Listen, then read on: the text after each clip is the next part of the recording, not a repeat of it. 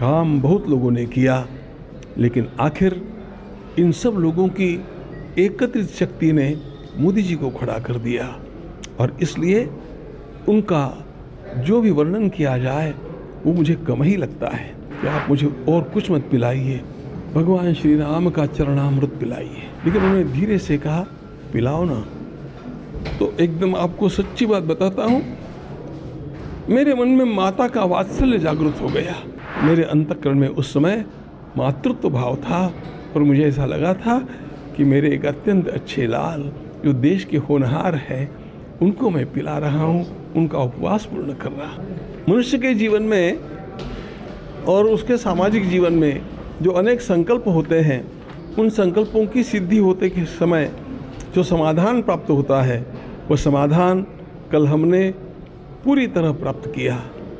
मुझे याद आ रही थी हमारे अनेक कार सेवकों की और उनके भी पूर्व जिन लोगों ने आत्म बलिदान इस दिव्य कार्य के लिए किया था, उन सब की।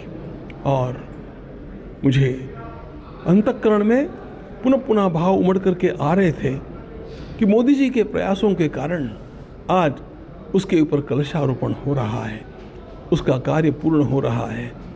काम बहुत लोगों ने किया, लेकिन आखिर इन सब लोगों की एकत्रित शक्ति ने मोदी जी को खड़ा कर दिया।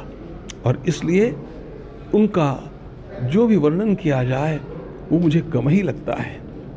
मैंने केवल भावुकता में उनको राजर्षि नहीं कहा, उस प्रकार का उनका जीवन मैं देख रहा हूँ। कल समय अल्प था इसलिए मैं पूरा बोल भी नहीं पाया, लेकिन इन 11 दिनों में उन्होंने भगवान श्री राम के मंत्र का बहुत जप किया है। मंत्र हमने ही भेजा था, लेकिन वो लगातार अखंड जब भी खाली थे उस मंत्र का जप कर रहे थे। ये मैंने स्वयं अवलोकन किया है।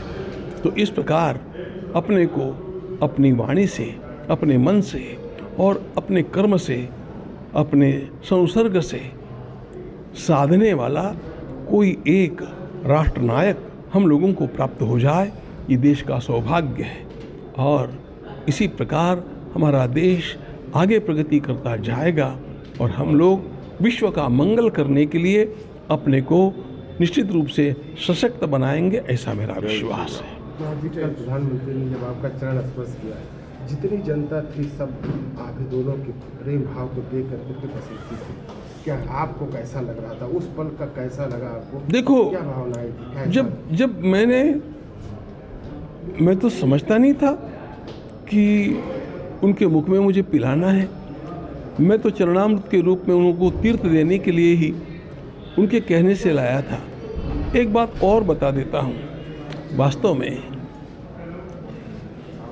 जो सोचा गया था वो जल में शहद और नींबू के 2 बूंदे डाल करके और उनको पिलाने की बात हमने सोची थी, जो कि हम लोगों को प्रायः जिसका भी उपोषण पूरा करना होता है हम लोग करते हैं। लेकिन उन्होंने कल मुझे अलग से आते आते अलग से मुझे कहा कि आप मुझे और कुछ मत पिलाइए, भगवान श्री राम का चरणामृत पिलाइए। इसलिए समय पर हम लोगों को सब बदलना पड़ा। और वो जब वो भी मैं जैसा तीर्थ दिया जाता है मंदिर में वैसे ही उनको देने वाला था, लेकिन उन्होंने धीरे से कहा, पिलाओ ना।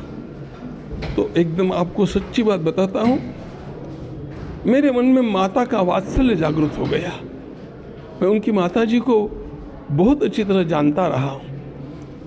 मेरे अंतःकरण में उस समय मातृत्व भाव था और मुझे ऐसा लगा था कि मेरे एक अत्यंत अच्छे लाल जो देश के होनहार हैं उनको मैं पिला रहा हूँ, उनका उपवास पूर्ण कर रहा हूँ।